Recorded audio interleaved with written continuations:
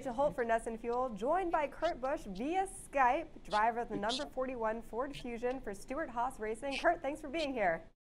Hey, it's good to talk to you guys, and good to see you through the Skype here. Now, this is obviously a very busy week for you in the days leading up to the Daytona 500. What are you doing to prepare? Well, there's different media events, different sponsor events, but most importantly, the track time. Once we get out on track, that's the main focus in making sure that our Ford is dialed in and we get all the important notes for the big Great American Race on Sunday. I mean, it's like doing homework. You got to be prepared before you get to the big dance. Well, we appreciate you letting us take away from your track time and getting to speak with you here. Now, as a competitive and skilled driver, you haven't won the Daytona 500 yet. How much does this weigh on you heading into Sunday? I'd choose that to you a little bit. I mean, winning this race is like winning a championship with the prestige, the history, the value of it. And I've been second 3 times. I've been close, but it's a matter of just finding the moment at the end to capitalize on that clutch moment. And I've got to do a better job if I'm going to bring home the trophy. You and the other drivers will have to get used to a number of rule changes this year now. You crashed out of class. You weren't able to continue driving in that one. How do you think this new rule will play out all season long? I feel like you just have to race smart, race hard, and you don't want to get halfway through the year and not have bonus points. So you want to accumulate them when you can. You can't take too many risks, though, and end up losing more points versus the small, minimal ones for the segment wins. So instead of 40 points being up for grabs, 60 are now, and you got to do the best job to average it out. Another thing to get used to, Stewart-Haas Racing, moving from Chevy to Ford. How has that transition period been like? It's been great. It's been seamless. We started working on building Fords for Daytona back in October. Then our downforce stuff and the short track cars that we'll be racing in the next few weeks, those are coming together now. And we got to get through the West Coast run of Vegas, Phoenix, and California Speedway. Once we get through those 3, there's a week off, and then we can get things settled up on what we're going to do for the spring. Hey, in your personal life, you've had to get used to the transition of becoming a husband. You recently got married in January. What's that been like? Have you had some time to enjoy being a newlywed yet?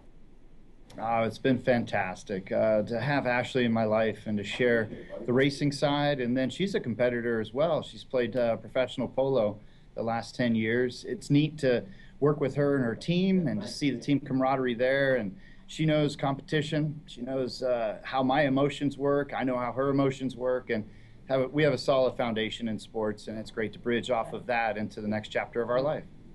I imagine it's not the easiest sport to watch loved ones in. Say you get in a crash, what's her reaction always? I would say that racing's safer than riding the horses. I've got a roll cage helmet and all of my safety foam that helps me absorb the energy. For her, I'm very worried about her out on the field, but she's smart. She makes good decisions. I try to as well when you're out on the track. And if you're continuously trying to make good, smart decisions, you'll find better outcomes. You're sponsored by Monster Energy, which is now NASCAR's title sponsor. What can we expect out of them this year as a title sponsor?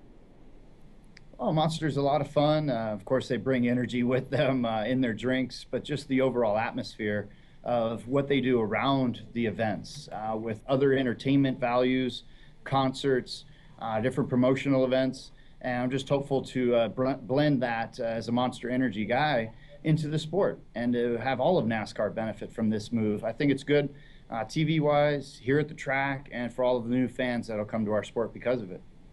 Now, something that's been in the news with them, the new Monster Energy girls outfits, they haven't been popular with everyone. What do you say to the people that have been critical of them so far? This is nothing new. It's been part of the DNA of Monster for years. They've been at the track the last 3-4 years, and so it's just a moment for the media to jump on and to write about, and it'll soon pass. Okay, in the next few days, what's the most important thing for you and your team to focus on and ensure that you can get that win out there? We want to be able to make sure our car's dialed in setup-wise, to be able to hold it wide open, and to be able to draft comfortably, whether we're up front, whether we're conserving our tires for the next pit stop. We just want to have a nice, smooth set of practice sessions, a smooth qualifying race, and then to attack in the Great American Race and win this Daytona 500. When you're behind the wheel on Sunday, is there something that you always tell yourself to get yourself pumped up or ready for the race? There's something my dad instilled in me in my first ever race, and that was to focus and to have a strategy when you're out there. And so even if your strategy goes out the window, you got to find a new one. You got to stay focused and get that next strategy to work your way towards the front and to hold the lead and to win it. Well, Kurt, we're wishing you the best of luck. We'll be watching you on Sunday. Thank you for your time.